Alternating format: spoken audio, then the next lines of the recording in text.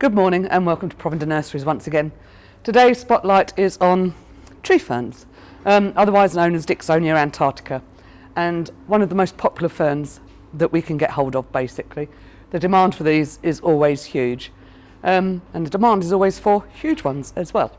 The thing about a tree fern is it has this absolutely luxuriant foliage, as you can see, and you will see pictures of these in every single design book where the poor little plant is sitting out in the sunshine and has literally sort of been put out into an extremely hot sunny spot purely for that photograph.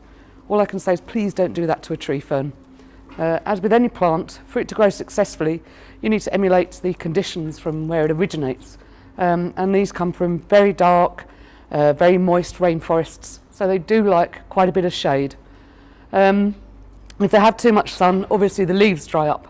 And it is a common occurrence where people plant tree ferns into very bright sunny situations.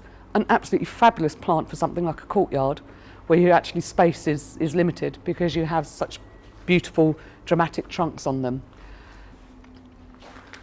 When buying a tree fern, you can start as small or as large as you want. As you can see, these behind here have huge stems but are extremely old plants. The most important thing when you're buying a tree fern is to make sure that it has this on it. This is a CITES. Basically, every tree fern that is imported into the UK has pretty much been grubbed out of areas in Australian rainforests, normally Tasmania, and you have to have one of these as it's a licence that has been legally extracted. If it hasn't got one of these, then please don't touch it. So, tree ferns, you can start small, you can start big. It depends on A, what your budget is and what you're trying to achieve.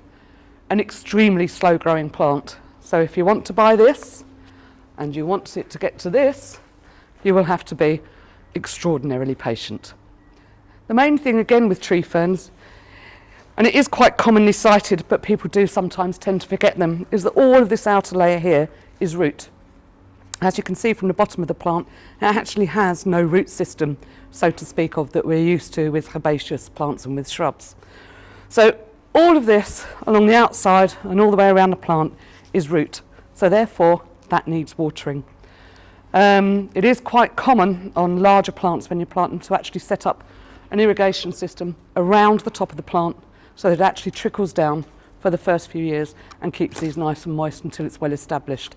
You don't want to put the irrigation down into the crown because this is where the fern leaves actually originate, and you do bear the possibility of rotting them off. Now, the thing with a tree fern is we get them imported in and they have absolutely no leaves on them at all, so we get a log. So when they come in they have no leaves at all, and then we sit and we put them out into the greenhouse and then these lovely chaps appear. When you have a tree fern in your garden, the best thing to do is to leave the fronds on. This is probably easier to do in your own garden than in a client's garden, because every 2 to 3 years the older leaves will die back. You actually want to try and keep those on the plant if possible. It gives it a chance to let the new leaves emerge through, and it actually does protect them slightly in the stem as well. So the thing with a tree fern, to be honest, the best thing to do is buy big, and the other thing to do is be extremely patient. And the main thing to do is do not plant them in direct sunshine. But we can show you some of the other ones that we have here, some of the great big plants, and they're absolute beauties, they really are.